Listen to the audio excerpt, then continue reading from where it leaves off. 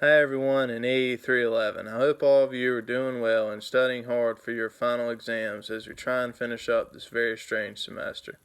Today I will be discussing my communication strategy for my final project. The topic of my semester-long project was what is causing cattle ranchers in the Amazon to deforest more land and what we can do to stop it. The reason I decided to do this topic was it was brought up in my natural resources class last semester, and it made me think there's got to be a reason for why these ranchers are doing this. And there was. It was not because they didn't respect the rainforest like we do. They needed to deforest more land to keep their cattle operation going. The reason for deforesting more land wasn't what you would think either. You would think that their herds were getting larger, but they weren't.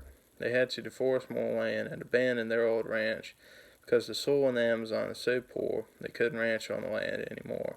So they had to move or either lose profit and eventually fold their business. The reasons they had to move were explained in my blog post about the damaging effects of PSD and poor soil quality had on the ranch's capability to function at normal capacity. These were the reasons why the ranchers could not ranch at maximum capacity. So this led me to the next question. Why would they destroy more land, which you would think would be harder on them than just fertilizing the land they already had? The reason they did this was it was cheaper to deforest more land than it was to fertilize. So due to poor soil quality and high fertilizer costs, this led ranchers to destroy more forest to keep their businesses going. This made me realize how fortunate we are to have all the technology we have in this country, and we should give some of our knowledge to the less fortunate, underdeveloped regions of the world instead of criticizing them for their actions without us understanding why they are forced to do so. The ranchers of the Amazon did not want to destroy the rainforest. They want to make a living. I tried to portray this message throughout all my different media platforms such as my social media, my infographic, and my educational video. In my educational video, I discussed and challenged Brazil's President Jair Bolsonaro to tighten his restrictions on deforestation practices and for fertilizer companies in America and beyond to make fertilizer available to the people in this part of the world and to teach them how to use it properly. Throughout my two social media accounts, I brought up the topic intercropping and how it could save the Amazon rainforest without affecting the cattle industry in that area.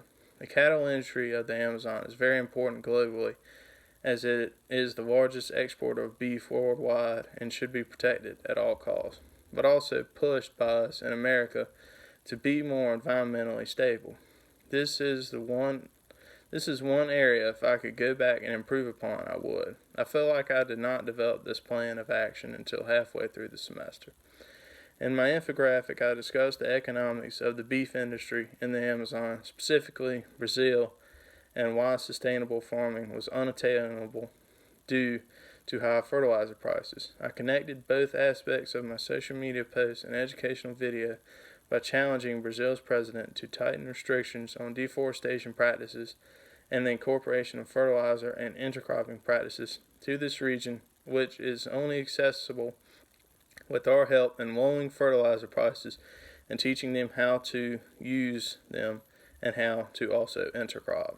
We can help save the Amazon rainforest without negatively affecting the beef industry in that area, but it is only by putting our differences aside and looking to the future where we work in harmony and not criticize people we do not understand. If we can do this, the Amazon will be saved without affecting the beef industry of that region, and we will all be better off. Thank you for your time. It has been a joy this semester bringing this information to you, and I hope you learned as much about the topic as I did.